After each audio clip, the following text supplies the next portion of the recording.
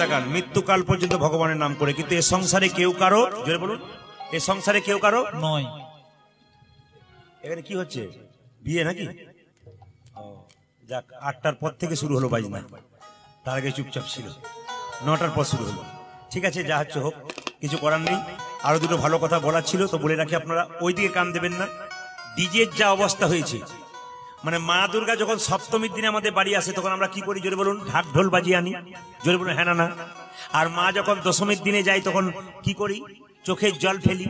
কিন্তু মা দশমীর দিনে যখন বিদায় নেয় না, কৈলাস পর্বতে বাবা ভোলাকে বলে, স্বামী এবছর গেলাম, পরের বছর যাবার আর চান্স নাই। বলে কেন? যা ডিজে বাজায় ওদের তো হাটের অবস্থা খারাপ, তখন বন্ধ করে দিয়েছি। আমাদের হাটের অবস্থা না, তো শুরু করবে আবার অন্য একটা গান চালু করবে। তবে শুনে রাখুন, এ সংসারে কেউ কারো নয় মা, একটা প্রমাণ দিয়ে দিই আপনাদের। একজন বাবাজি, মানে সংসারে স্বামী স্ত্রী আছে, তো এক সাধু বাবা বলছে, তুই তো সংসার করে মরলি, বিয়ে হলো, ছেলে হয়েছে, তোর ছেলে বড় হয়ে গেছে, এক কাজ কর, এবার বৃন্দাবনে যাই। তখন সাধু বাবাকে ওই লোকটি বলছে, বাবা একবার স্ত্রীকে জিজ্ঞেস করে আসে। লক্ষ্য করুন মায়েরা, স্ত্রীকে জিজ্ঞেস করে আসে। আপনার একটা ছোট্ট কথা শুনে রাখুন, এ সংসারে স্বামী স্ত্রীর কথা উদ্বোস করে না স্ত্রী স্বামীর কথা উদ্বোস করে, কোনটা ঠিক? এরা বলছে না, ওরা তো জানে যে কি গন্ডগোল হয়, আমরা জানি, এই জন্য বলছে না। এ সংসারে স্বামী স্ত্রীর কথা উদ্বোস করে না স্ত্রী স্বামীর কথা উদ্বোস করে। আপনারা মনে মনে ভাবছেন সে যাই হোক, একটা কিছু বটে, তা আপনাদের একটু বুঝিয়ে দিই মায়েরা। ওই যে স্বামী স্ত্রীর কথা উদ্বোস করে না স্ত্রী। এদিকে আকবর একবার, আকবরের রাজসভা একজন বীরবল ছিল, বীরবল মানে খুব রসিক ভক্ত, ভালো করে শুনুন। তো বীরবলকে আকবর জিজ্ঞেস করছে, বীরবল, বলে কি, আচ্ছা বলতো, বলে কি, স্বামী ছেলেরা মেয়ের কথা উদ্বোস করে না মেয়েরা ছেলের কথা উদ্বোস করে, মানে স্বামী স্ত্রীর কথা উদ্বোস করে না স্ত্রী স্বামীর কথা উদ্বোস করে? বীরবল বলছে, কিছু মনে করবেন না মহারাজ, এই সংসারে যত স্বামী আছে সবাই স্ত্রীর কথাই ওঠ আর বোস। আপনাদের এখানে জন্য বলিনি, ওইখানে জন্য বলছেন, এখানে কেউ করে না। তো স্ত্রীর কথায় ওঠ আর বোস। মায়েরা মনে মনে যে চলুন একবার ঘর, তারপর দেখবেন কি হয়। আর দাদারা মনে মনে বলুন একবার বলুন, যদি কিছু উদ্ধার হয়। মায়েরা লক্ষ্য করুন, বীরবল বলল যে কোনো অসুবিধা নাই, আমি আপনাকে গ্যারান্টি দিলাম সব পুরুষ তার স্ত্রীর কথা উদ্বোস করে। ওই তাহলে এক কাজ করে, ঢুলি দিয়ে রাখো, যত পুরুষ আমার রাজ্যে আছে সব বেটা ছেলেদেরকে ডেকেছে ঢুলি দিয়ে, সব পুরুষরা এসে দাঁড়িয়েছে। আকবর বলছে, এই যে যারা স্ত্রীর কথায় উদ্বোস করো তারা ডান দিকে যাও, আর যারা স্ত্রীর কথা একবারে শোনো না, উদ্বোস করো না, তারা বাঁ দিকে যাও। সবাই ডান দিকে যেতে শুরু করেছি। বীরবল বলছে, দেখুন সব ডান দিকে যাচ্ছে, একজন পাতলা মতো লোক, রোগা মতো লোক, ও কিন্তু বাঁ দিকে দাঁড়িয়েছে। তখন বীরবল বলছে, বীরবল দেখেছো, সবাই শোনে কিন্তু এ শোনে না, এ বাঁ দিকে গিয়ে দাঁড়িয়েছে। সঙ্গে সঙ্গে বীরবল বলছে, জিজ্ঞেস করুন বাঁ দিকে কেন দাঁড়ালো? আকবর বলছে, ভাই তুমি নিশ্চয়ই স্ত্রীর কথা শোনো না, বাঁ দিকে দাঁড়ালে? তো বলছে, না আমার স্ত্রী আমাকে ভিড়ে যেতে বারণ করেছে, ওই জন্য আমি বাঁ দিকে দাঁড়িয়েছি। মানে উনি বেশি করে শোনেন। কীর্তনে মজা আছে যদি দেওয়া যায়, কিন্তু কি করবেন, ওদিকে কীর্তন শুরু হলে এদিকে কীর্তন এবার শেষ করতে হবে। ডিজে শুরু হয়ে গেছে, আর কোনো অসুবিধা নেই, কারণ যা শুরু হয়েছে তাতে। তবে জগদীশ বাবু এই অনুষ্ঠানটা করেছেন, আমার খুব ভালো লাগলো। কি বলুন তো, ওনার বাড়িতে আজকে কত পদধূলি পড়লো, এবং যিনি চলে গেছেন তার আত্মার শান্তি হোক। আর সবচাইতে ভালো লাগলো, এটা নিশ্চয় আপনার মেয়ে, হরে কৃষ্ণ, চশমা পরে। এর মধ্যে একটা দারুণ জিনিস দেখতে পেলাম, আপনি যতই মনে করুন, কৃষ্ণ ভক্তি দেখতে পেলাম প্রচন্ড। এইটুকু বাচ্চা মেয়েরা, এখানে ছোট ছোট বাচ্চাগুলো বসে আছে, একবার করজোরে এরকম করে বসে আছে। তার মানে বলুন তো, মায়ের ধৈর্য নাই, কিন্তু বাচ্চাগুলো কি ধৈর্য আছে। বলে আর বলবেন না, ইউটিউবে তো সব মুখস্থ করেই ফেলেছি, একবার দেখতে এসেছি। সবাই মিলে চলুন। আজকে কি বলছে, সন্ন্যাস নিল কার কাছে? কেশব ভারতীর কাছে। যখন সন্ন্যাস নিল, সন্ন্যাস নিয়ে চললো কোথায়? সোজা একবারে বৃন্দাবনের পথে। যেতে যেতে গাইছে, ওই আমি কোথায় গেলে পাবো গো দেখো আমার ঘন, আমার ঘন প্রভু আমি কোথায় গেলে পাবো গো দেখো আমায় ঘন স্বামী, আমায় ঘন আমি কোথায় গেলে পাবো গো আমার ঘন শ্যাম, আমার ঘন শ্যাম। বলো ধরি, আমি কোথায় গেলে পাবো গো দেখা আমার ঘন শ্যাম, আমার আমার বাঁকাতে কোথায় আমার কৃষ্ণ কানা ওরে আমার কানা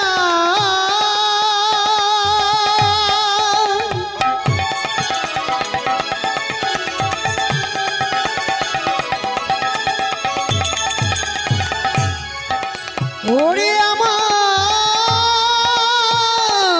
কানা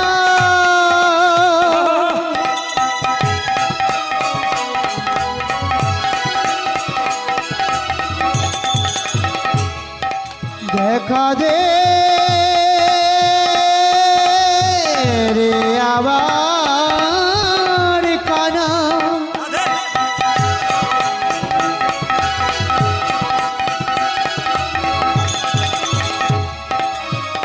কোথায় আমার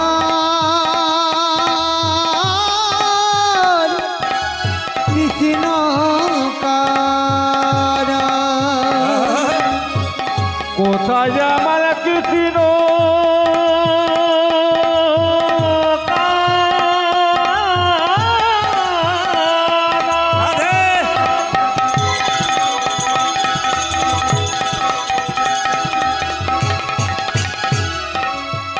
কোথায় ঘন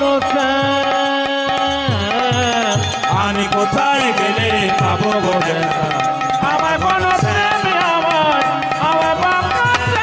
আমি কোথায় গেলে পাবো গো দেখো আমায় কোন আমায় কোন দেখা দাও দেখা দাও হে গোপীনাথ গোবিন্দ দেখা হে দাও গোপীনাথ দেখা দাও। নাম ধারণ করলেন শ্রীকৃষ্ণ চৈতন্য প্রভু। শ্রী মানে কি সুন্দর, কৃষ্ণ মানে কি আকর্ষণ, চৈতন্য মানে চেতনা। দেখবেন কৃষ্ণ নাম করলেই ভেতরে একটা আনন্দ হয়, অন্য নামে হয় না কেন? কৃষ্ণ মানে কি ভেতরটাকে কর্ষণ করে দেয়। যখনই কৃষ্ণ নাম করবেন দেখবেন আপনার জীব যদি কৃষ্ণ নামে হয়ে যায় আপনি পাগল হয়ে যাবেন নাম শুনবার জন্য। এই যে আপনার নাম শুনতে এলেন, যারা দেরিতে এলেন, যারা আগে এলেন, পূর্বজন্মের স্বীকৃতি ছিল বলে এলেন, সবাই আসতে পারলো না। দু একজন ইউটিউবে গান শুনে অনেকে এসছে ছুটে ওই জায়গাতে, হয়তো কাজে খুব চাপ আছে, ওইখান থেকে আমাকে নমস্কার করে গেল এমনি করে। তার মানে উনি বলতে চাইলেন আমরা শুনি, একবার আপনাকে দেখতে এলাম। নিবেদন আপনাদের সামনে, পূর্বজন্মের স্বীকৃতি না থাকলে কীর্তন শোনা যায় না। একটা ছোট করে বলে যাই বিষ্ণুপ্রিয়ার কথা। নিমাই তো সন্ন্যাস নিয়ে চলে গেল 24 বছর বয়সে। দেহ রেখেছিল কত বছর বয়সে? 48। কোথায় দেহ রেখেছিল বলুন তো? দেহটা রেখেছিল কোথায় মা? দেহ রেখেছিল হ্যাঁ জগন্নাথ মন্দিরে, জয় জগন্নাথ বলে বিলীন হয়ে গেছিল। এটা হচ্ছে আসল কথা। অনেকে দেখবেন বলে যে টোটা গোপীনাথের মধ্যে বিলীন হয়ে গেছিল, অনেকে বলে যে ওই পুরীর পান্ডারা তাকে মেরে ফেলে দিয়েছে, হ্যাঁ অনেকে বলে, কিন্তু এটা সত্য নয়। সত্য কোনটা? জগন্নাথ মন্দিরে জয় জগন্নাথ বলে বিলীন হয়ে গেছিল। এবার ছোট্ট করে আপনাদের বলে রাখি বিষ্ণুপ্রিয়ার চরিত্র কথা। নিমাই তো সন্ন্যাস নিয়ে চলে গেল, তার কথা কেউ জানলেন না। বিষ্ণুপ্রিয়ার কি হলো শেষ জীবন? ওই মেয়েটা যে সারা জীবন কাঁদছে বসে বসে, ওটা আপনারা জানেন? বিষ্ণুপ্রিয়া কাঁদছে আর কি বলছে জানেন? আমি এক যুগে কাঁদি নাই, আমি 4 যুগে কাঁদছি। কেঁদে কেঁদে দিন কেটেছে, আমি এমনি হত ভাগিনী 4 যুগে আমি মন্দ ভাগিনী। 4 যুগে আমি বড় মন্দ ভাগিনী। কেঁদে কেঁদে দিন কেটেছে, এমনি হত ভাগিনে 4 যুগে আমি বড় মন্দ ভাগিনে। 4 যুগে আমি বড় মন্দ ভাগিনে। সত্য যুগে সতী সুখে ছিলাম সত্য নারায়ণী, দুর্বাসারি অভিশাপে হলাম মর্তবাসিনী। তেতায় ছিলাম রাম ঘরণী জনক নন্দিনী, কৈকেয়ীর দোষে মাগো হলাম বনচারিণী। দাপরে মা ছিনু হয়ে আয়ান তিনি দোষ দিল মা, হলাম কলঙ্কিনী। কলি যুগে গোর ঘরে হলাম গৌর ভামিনী। বিষ্ণুপ্রিয়া কুলবধূ হলো গো যোগিনী। আর কেঁদে কেঁদে দিন কেটেছে এমনি হতো ভাগিনী। চারি যোগে আমি বড় মন্দ ভাগিনী। চারি যোগে আমি বড় মন্দ ভাগিনী। চারি যুগে আমি বড় মন্দ ভাগিনী। নিমাই যখন এই জায়গাটি সবার শোনা দরকার, যে মেয়েটির কথা বলবো ক্লাস 9-এ পড়া মেয়ে, এখানে বিএ পাস করা মেয়ে আছে, এমএ পাস করা মেয়ে আছে, ক্লাস 10-এ পড়া মেয়ে আছে, হায়ার সেকেন্ডারি পড়ার মেয়ে আছে, কিন্তু এই মেয়েটার কথা বলবো ক্লাস 9-এ পড়া মেয়ে। নিমাইয়ের যখন 24 বছর বয়স সন্ন্যাস নিয়েছিল, তখন বিষ্ণুপ্রিয়ার বয়স ছিল মাত্র 14 বছর। এই 14 বছরের মেয়েটা স্বামী ভক্তি দেখলে আপনাদের মাথা খারাপ হয়ে যাবে। এই জগতের মেয়েদের স্বামী ভক্তি তো নিউ ডিজাইনের। শ্বশুর মশাই আছে অথচ বসে বসে স্বামীর নাম ধরে ডাকে, কি বলে, এই তাপস। ঠাকুমা যেন নাতিকে ডাকছে, মানে শ্বশুর মশাই সামনে রয়েছে, কি নির্লজ্জের মতো ডাকে দেখুন, এই তাপস। মানে কারো নাম থাকলে অপরাধ নেবেন না, ডাকে এই তাপস, ঠাকুমা নাতিকে ডাকছে।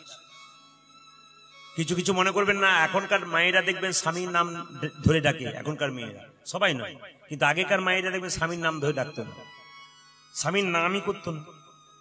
ওনার ছেলের বাবা বা অমুকের বাবা এইসব বলতো, কিন্তু কোনোদিন স্বামীর নাম ধরতো না।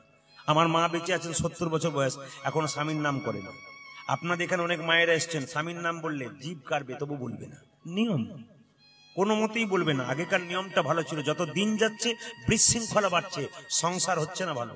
যতই মনে করুন না কেন, নিজের মতো করে কোনো মতেই হচ্ছে না, সে আনন্দ আর নাই। আগে দুর্গাপুজো হতো, সেই দুর্গাপুজোতে দেখবেন ছেলে মেয়েরা একটা জামা প্যান্ট পরলেই আনন্দের শেষ থাকতো না। এখন 4 দিনে 5 রকম পায়, তবু আনন্দ নাই। এই বাচ্চাটিকে লক্ষ্য করুন, এই বাচ্চাটিকে লক্ষ্য করে আপনার একটু জীবনটা স্তব্ধ করুন। প্রণামটা করলো কেমন করে, খুব জানতে হবে, শিখতে হবে। এই ইউটিউবে প্রচুর গান শুনেছি, আমি যখন বসে আছি না, ও আমার সামনে হাঁপাতে হাঁপাতে বলছে, আমি আমি আমি এসেছি, একবার প্রণাম করতে চাই। মানে এত আগ্রহ পেয়েছি দেখার পর এত শোনে, এত ভিজে গেছে। এরকম প্রত্যেকটি বাচ্চাকে দেখুন করজোরে বসে আছে, ছোট ছোট বাচ্চাগুলোর দিকে তাকানো, সব চুপচাপ বসে আছে জ্ঞানী মানুষের মতো। ওই জন্য আপনাদের বলতে চাই, খুব মন দিয়ে শুনবেন, যে স্বামীর নাম করতে নেই। আমাদের পাশের বাড়ি একটা মেয়ে আছে, উনি আমাদের কাকিমা। বলে, প্রদীপ তোর তো কীর্তন শুনি, গুরু মন্ত্র নিতে হয় আমি জানি, কিন্তু নেওয়া হয় নাই বাবা, ভালো গুরু ডেকে দিয়ে আমি মন্ত্র নেব। তো বললাম, আমার যিনি গুরু বাবা আছে তাকে ডেকে দিয়ে তুমি মন্ত্র নাও। গুরু বাবা এসেছেন, আমি কীর্তন করতে চলে গেছি, উনি মন্ত্রটা নিয়েছেন। মন্ত্রটা নেওয়ার পর আমার মায়ের কাছে প্রায় 50 বার আসছে, প্রদীপ কবে আসবে? বলে 2-4 দিন পর আসবে। বলে একটু গন্ডগোল হয়ে গেছে। কি গন্ডগোল? গুরু মন্ত্র নেওয়ার পর একটু গন্ডগোল হয়েছে। কি হয়েছে? সে বলে না, বলে প্রদীপ এলেই বলবো। আমি যখন গেলাম তখন বললাম, কি হয়েছে কাকিমা, মন্ত্র নিয়েছেন? খুব ভালো নিয়েছি বাবা, কিন্তু একটা গন্ডগোল। কি না, গুরুদেব বলেছে মন্ত্র তুমি জপ করবে, যা দিলাম জপ করবে, তারপরে তুমি 16 নাম 32 অক্ষর জপ করবে। কোনটা? হরে কৃষ্ণ কৃষ্ণ কৃষ্ণ হরে হরে, হরে রাম রাম রাম। এটাই তো 16 নাম 32 অক্ষর। কিন্তু আমি কি করি জানিস, হরে কৃষ্ণ কৃষ্ণ কৃষ্ণ হরে হরে, তারপরে থেমে যা, বলতে পারি না। বললাম কেন বলুন তো? ও স্বামীর নাম রাম, ওর রাম বলতে পারে। বললাম কাকিমা কোনো ব্যাপার না, স্বামীর নাম রাম তুমি বলতে পারো, কোনো অসুবিধা নেই। বলছে না, তোর গুরু মন্ত্র জপ করবো না তো বাচ্চা, নাম আমি করবো না, ছোট থেকে করি নেই, আমার নাম করার দরকার নেই। বললাম তাহলে তুমি কি করে গুরু মন্ত্র জপ করবে? বলছে আমি আজ থেকে সিদ্ধান্ত নিয়েছি, আমার তো 7টা ছেলে মরে যাওয়ার পর একটা ছেলে হয়েছে, তার নাম ফেলা। আজ থেকে আমি কি বলবো, হরে কৃষ্ণ কৃষ্ণ কৃষ্ণ হরে হরে, হরে ফেলার বাবা ফেলার বাবা হরে। আমি বললাম কাকিমা, দারুণ ডিজাইনের ব্যাপার তুমি করেছো, এ তো তোমার কথা সবাইকে বলা যায়। মায়েরা, এ কীর্তনে খুব মজা আছে। এই যে আপনারা দেখুন, 7টার আগে কীর্তন শুরু হয়েছে, 10টা বাজতে চললো, আপনারা শেষ করবার কথা ভাবছেন না, তাই বললে হবে না। আমি দাদাকে বলেছি 2 ঘন্টা করবো, দাদা বললো কোনো ব্যাপার নাই, 2 ঘন্টার নাম করে দিলে অসুবিধা নাই। 3 ঘন্টা হতে চললে আপনারা কি সারা রাত্রি শুনবেন নাকি? আচ্ছা ঠিক আছে, তাহলে একসঙ্গে দু পালা করে নি, তাহলে ডবল পয়সা নিয়ে বাড়ি যাবো, দরকার নেই। কৃষ্ণ, উনি এক পালা দেবেন, আপনার এক পালা দেবেন। যদি বল রাধা রানী কি জয়, শ্যাম সুন্দর কি, মদন মোহন কি, একটু মন দিয়ে শুনবেন। 14 বছরের মেয়েটা যেদিন থেকে নিমাই সন্ন্যাস নিয়ে গেল মা, সেদিন থেকে 14 বছরের মেয়ে বিষ্ণুপ্রিয়া, 14 বছর মানে 9 আর 5 14, ক্লাস 9-এ পড়া মেয়েটার বয়সে প্রত্যেক দিন ভোরবেলায় উঠত। শীতের দিন, গ্রীষ্মকালের দিন, বর্ষার দিন। মায়েরা কোন মাসে সন্ন্যাস নিয়েছে জোরে বলুন, কোন মাসে নিয়েছে বললাম? চৈত্র মাসে নাকি? যা খুশি হলাম, আপনারা জানেন পৌষ মাসে। আচ্ছা মায়েরা, পৌষ মাসে গরম থাকে না ঠান্ডা থাকে? কেমন ঠান্ডা থাকে আপনারা তো বুঝতে পারছেন। এবছর না হয় পরে নাই, প্রতি বছর কেমন থাকে? আমার দিকে তাকান। সেই 14 বছরের মেয়েটা পৌষ মাসের ঠান্ডাতে এইদিকে গঙ্গায় স্নান করে। কটার সময়? ভোর 4টের সময়। থরথর করে এসে ভিজে কাপড়ে কাঁপে। আর কি করে জানেন? হরে কৃষ্ণ হরে কৃষ্ণ হরে কৃষ্ণ হরে কৃষ্ণ। পাশের বাড়ির মেয়েটা বলে, প্রিয়া তুই যে মরে যাবি রে, থরথর করে কাঁপছিস, তুই যে মরে যাবি প্রিয়া। জেনে বলেছে তুই মরে যাবে। আমার দিকে তাকান, এদিকে তাকাবেন, মজা আছে গানটা। প্রিয়া তুই যে মরে যাবি রে, কথা না, তুই যে মরে যাবি। সঙ্গে সঙ্গে প্রিয়া কি বলছে দেখুন, বিষ্ণুপ্রিয়া কি বলছে? দিদি, আমার মা আমাকে শিখিয়ে দিয়েছে আমি সহধর্মিণী, স্বামী ধর্ম করবে, স্ত্রী সাহায্য করবে। আমি যদি কৃষ্ণ বলে না ডাকি, আমার স্বামী যে কৃষ্ণ বলে সংসার ছেড়ে চলে গেছে, সে যে গোবিন্দের চরণ পাবে না, তাই আমি বারবার কৃষ্ণ বলে ডাকবো। লক্ষ্য করুন মায়েরা, বিষ্ণুপ্রিয়া থরথর থরথর করে কাঁপে আর হরিনাম করে। লক্ষ্য করবেন, ভক্ত যখন ভগবানকে ডাকে, ভগবান তখন ভক্তের মাথাতে বিরহের বোঝা চাপিয়ে দেয়। যখন আপনি ভক্ত হয়ে যাবেন না, তখন ভগবান আপনাকে বারবার পরীক্ষা করবে। কেন বলুন তো? দোকানে সোনা বিক্রি করতে যাবেন, স্বর্ণকার পরীক্ষা করে দেখবে না এর মধ্যে কতটা খাদ আছে, কতটা সোনা আছে। আপনি ভক্তি সোনা গোবিন্দ চরণে দেবেন, ভগবান পরীক্ষা করে দেখবে না আপনার মধ্যে কতটা ভক্তি আছে, কতটা খাদ আছে। লক্ষ্য করুন। হরে কৃষ্ণ হরে কৃষ্ণ। নিমাই সন্ন্যাসীর পর একবার এসেছিল অদ্বৈতের বাড়িতে। নিত্যানন্দ বলল, দাদা নিত্যানন্দ বলল, ভাই ফিরে চল বাড়ি। বলে আমি যাব না। বলে কেন? যে একবার সন্ন্যাস নেই তাকে বাড়ি ফিরে যেতে নাই। তবে তোর মা যে খুব কাঁদছে তোর জন্য, তোর স্ত্রী কাঁদছে, সবাই কাঁদছে, একবার চল। নিমাই বলছে, দাদা বললাম তো আমি যাব না। আমাকে যদি আমার মায়ের দেখবার ইচ্ছা হয়, আমার মাকে আমার কাছে পাঠিয়ে দিও। পাড়ার সবাই যারা দেখতে চায় আমার কাছে পাঠিয়ে দিও, কিন্তু একজনকে তুমি পাঠিও না। বলুন তো কে? কি বলুন তো? বিষ্ণুপ্রিয়া। নিত্যানন্দ ছুটে এসে বলে, সচিমা তোমার নিমাই এসেছে। মা পাগলের মতো বলছে, আমার নিমাই এসেছে। কোথায় এসেছে? বলে অদ্বৈতের বাড়িতে, একবার চল। ও বৌমা তাড়াতাড়ি সেজে নাও আমার। নিত্যানন্দ বলল, দাঁড়াও। বিষ্ণুপ্রিয়া যখন আলু থালু কেসে ঘর থেকে বেরোতে যাচ্ছে পাগলের মতো স্বামীকে দেখবার জন্য, নিত্যানন্দ বলল, দাঁড়াও, প্রভু সবাইকে ডেকেছে, তোমাকে ডাকে নাই। বিষ্ণুপ্রিয়ার মাথায় যেন বজ্রঘাত পড়লো, চিৎকার করে বললো, আমাকে ডাকে নাই? বলে না, আমাকে ডাকে নাই না, সবাইকে ডেকেছে আমাকে। 14 বছরের মেয়েটা, চিন্তা করুন কিরকম জ্ঞান। আমি যাব না, দেখি আমাকে যখন ডাকে নাই তখন আমি যাব না। সচিমাতা চলে যায়। বিষ্ণুপ্রিয়া একাকানি কাঁদে বারান্দায়। মায়েরা, মেয়েরা মেয়েদের শত্রু। আপনাদের মনে কোনো দুঃখ থাকলে দু জায়গায় বলবেন, কারো কাছে বলবেন না। দাদা ভাইদেরকে বলবো, ভেতরে দুঃখ কারো কাছে বলবেন না। যত আপনি দুঃখ পাড়ার লোককে বলবেন, ও দুঃখটা ছড়িয়ে দেবে আপনার। ওই জন্য ভেতরে কোনো দুঃখ থাকলে আপনার দু জায়গায় বলবেন। কোথায় কোথায় বলবেন? একটি গুরুচরণে, একটি গোবিন্দের চরণে বলবেন। কার চরণে বললাম? একটা গুরুচরণে, একটা গোবিন্দ। গুরু যদি হলো বাবার মতো, তার কাছে মনের কথা খুলে বলবেন, সে সমাধান করে দেবে। আর যদি গুরু না থাকে কাছে, আপনি গোবিন্দের মন্দিরে গিয়ে 2 ফোঁটা চোখের জল পেলে বারবার ভগবানকে জানাবেন। এইদিকে সবাই লক্ষ্য করুন, বিষ্ণুপ্রিয়া চুপচাপ শুয়ে আছে। মেয়েরা সব দেখতে যাচ্ছে, নিমাই, নদিয়ার মেয়েরা যাচ্ছে, সব নিমাইকে দেখতে যাচ্ছে, চিৎকার করেছে, এ প্রিয়া! দেখুন কেমন কাটা খেয়ে নুনে ছেড়ে দিচ্ছে। এ প্রিয়া, প্রভু সবাইকে ডাকলো আর তোকে ডাকলো না, তোর মতো ভাগ্যহীনা আছে কজনা?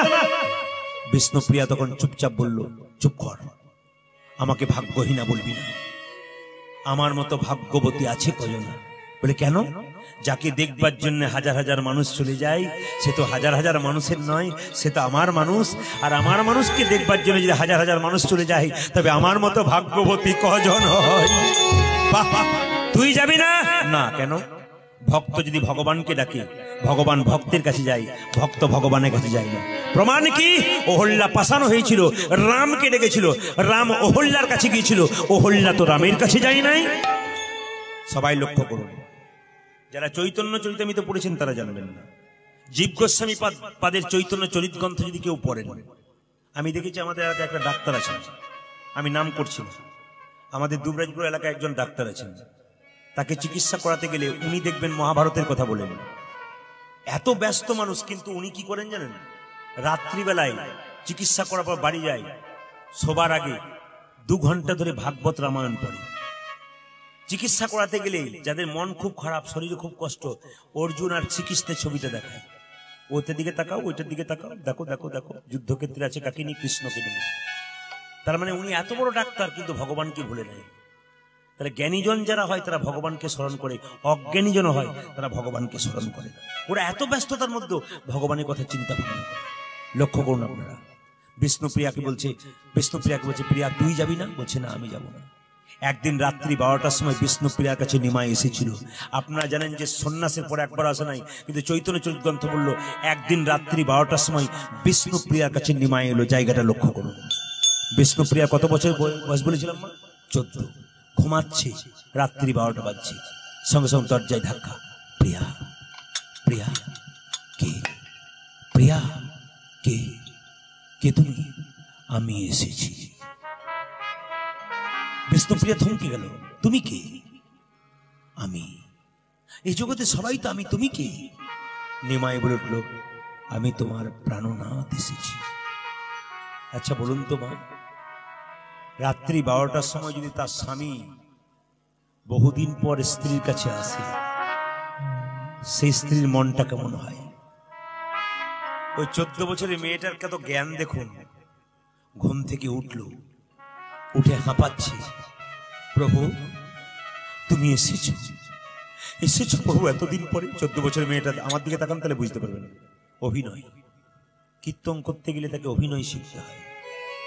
বিষ্ণুপ্রিয়া যখন ঘুম থেকে উঠেছে, দরজাটা খুলছে না, তার আগে জিজ্ঞেস করছে, আচ্ছা প্রভু, কি এমন অন্যায় করেছিলাম? অদ্বৈতের ভবনে তুমি এলে, সবাইকে ডাকলে, আমায় ডাকলে না। যে তোমাকে ডাকে তাকে এত কষ্ট পেতে হয় কেন? পৃথিবীতে তোমাকে ডেকে ভালোবেসে রাধারানী কলঙ্কিনী হয়েছে। আমি তোমাকে ডাকতে ডাকতে কলঙ্কিনী হয়ে গেলাম।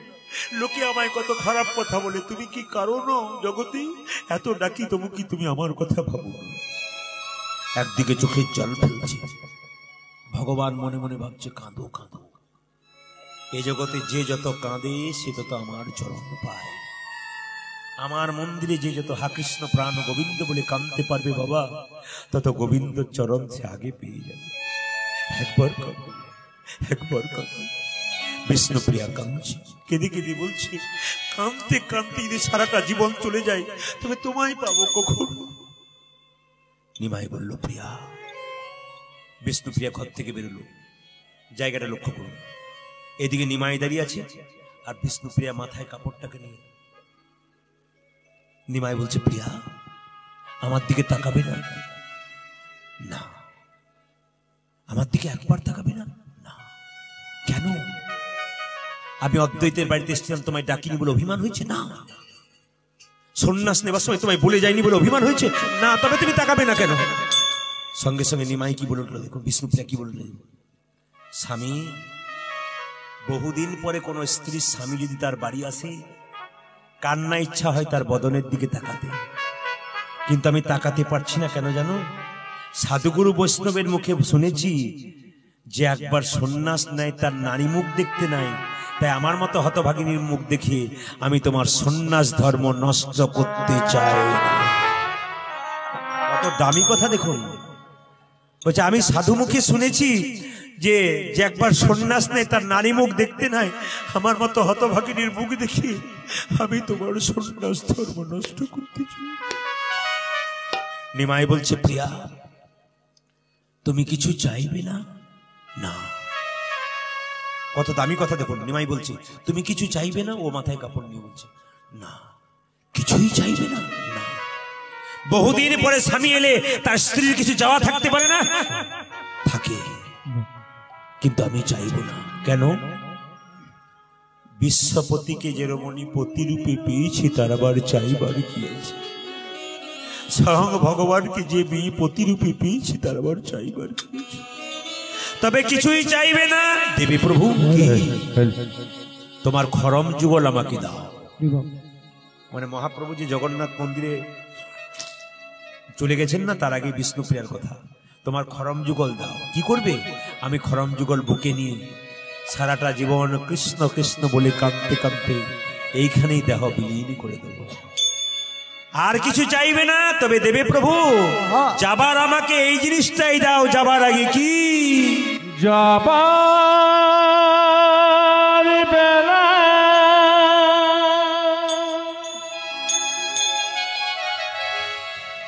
একটি কথা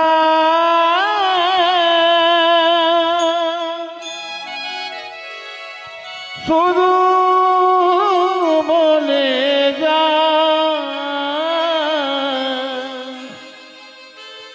জনম জনম এই হরি নাম আমি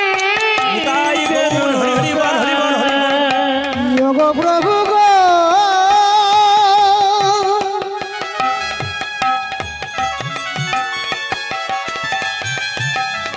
ও গো আমার প্রভু,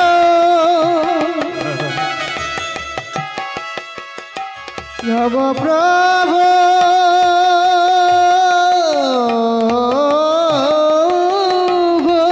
রাধে রাধে। ও গো আমার প্রভু, ফিরে যাবার বেলা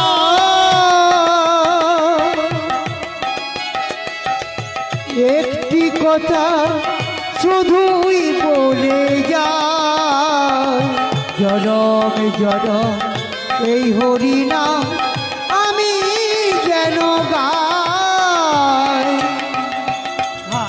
যাবার বেলা একটি কথা শুধু বলে যাও, জনমে জনম এই হরি নাম আমি যেন গাই। আজ যেদিন যাবি হাতিব নায়ার যাব বহু দূরে, কাজের প্রদীপ জ্বালিয়ে দিও হরি নামের তরে। যেদিন আমি থাকবো না গো, যাব বহু দূরে, সাঁঝের প্রদীপ জ্বালিয়ে দিও হরি নামের তরে। আজ যেদিন আমি থাকিব না যাব বহু দূরে, সাজের প্রদীপ জ্বালিয়ে দিও হরি নামের তরে। আজ আমি চলে যাই, আমি চলে যাই, আমি চলে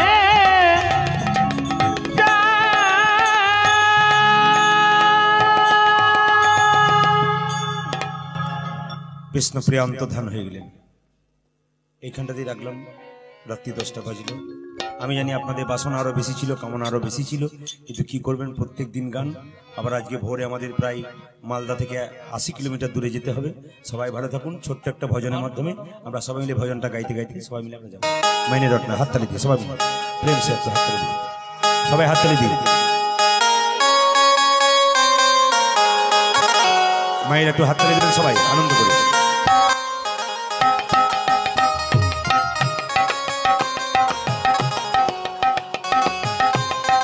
উলধ্বনি।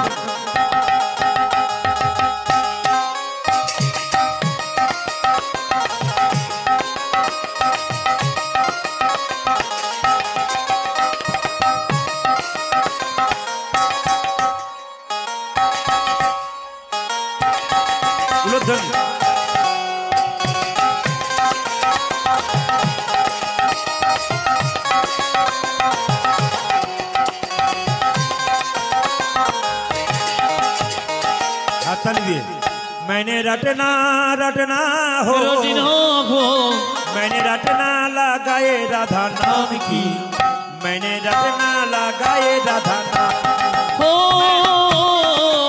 मेरे रचना मेरे रचना मेरे रचना लगाए राधा नाम की मैंने रचना लगाए राधा नाम की मैंने रटना लगाए राधा नाम की मैंने रटना लगाए राधा नाम की ओ मैंने रत्ना ओ मैंने रत्ना लगाए राधा नाम की मैंने रत्ना लगाए राधा नाम मुझे अंगे राधा मेरे संग संग राधा अरे अंगे अंगे राधा मेरे संग संग राधा अंगे राधा मेरे संग संग राधा अरे आगे आगे राधा मेरा संगी संगी राधा दाया में राधा मेरे बाया में राधा अरे दाया में राधा मेरे माया में राधा मैंने रटना